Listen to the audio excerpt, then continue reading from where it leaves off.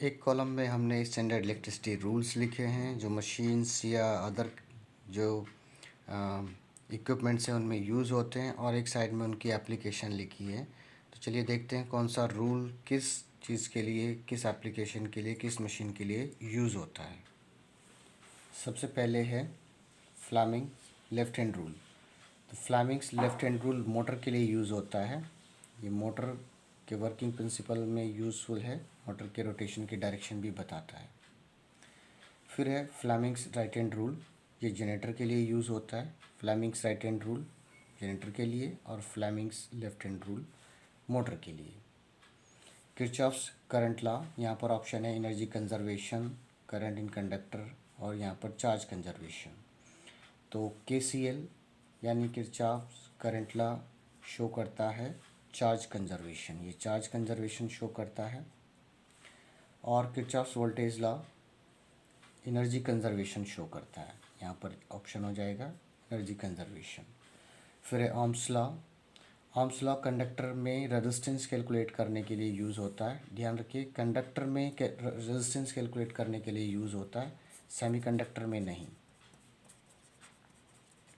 Semiconductor या insulator में नहीं यूज़ होगा, यानी जर्मेनियम सिलिकॉन यानी जो डायोड ट्रांजिस्टर डिवाइसेस बने सेमीकंडक्टर के, उनकी रेजिस्टेंस कैलकुलेशन के लिए ओम्स लॉ यूज़ नहीं होता, क्योंकि वो नॉन लीनियर डिवाइसेस हैं। ये केवल लीनियर डिवाइसेस के लिए यूज़ होता है।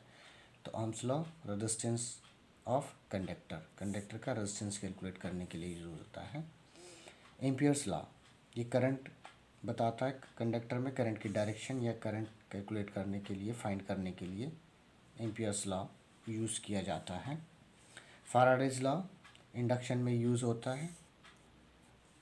और joules law work done, energy कितने प्रोड्यूस हो रही है, कितना वर्क डन हो रहा है, उसको जूल्स लॉ के थ्रू कैलकुलेट किया जाता है, फाइंड किया जाता है।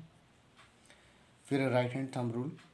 Right hand thumb rule conductor में करंट की डायरेक्शन बताता है। राइट हैंड थंब रूल से कंडक्टर में करंट की डायरेक्शन बताते हैं।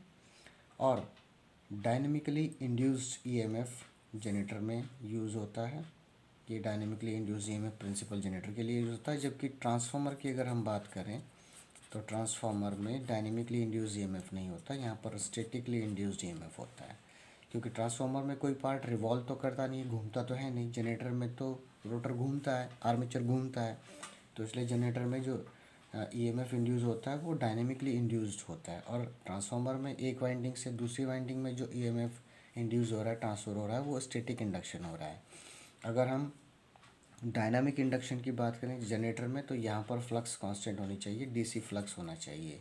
और अगर ट्रांसफार्मर की बात करें, क्योंकि यहाँ पर कोई भी पार्ट रिवॉल्व नहीं करता, ये स्टैटिक है, तो यहाँ पर फ्लक्स वेरिएबल होना चाहिए, एसी फ्लक्स होना चाहिए। ध्यान रखिए, ट्रांसफार्मर कभी डीसी फ्लक्स पर काम नहीं करेगा, क्योंकि उसमें कोई पार्ट रिवॉल्व नहीं कर रहा है। और स्टैटिक फ्लक्स रहेगा डीसी, तो इंडक्शन नहीं होगा, क्योंकि इंडक्शन के लिए दो ही कंडीशन मस्ट है। पहला तो फ्लक्स, या तो फ्लक्स वेरिएबल होना चाहिए या कंडक्टर मूविंग होना चाहिए, दोनों में से एक कंडीशन सेटिस्फाई होनी चाहिए। Thank you.